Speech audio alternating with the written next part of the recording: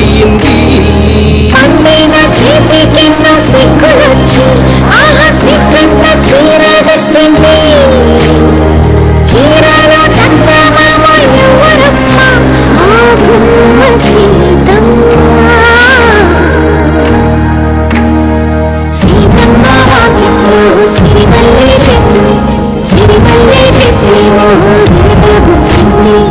అమ్మ కదలకుండా ప్రియండి భూమి సీతారాన్ని సీతా కప్పు చుట్టండి.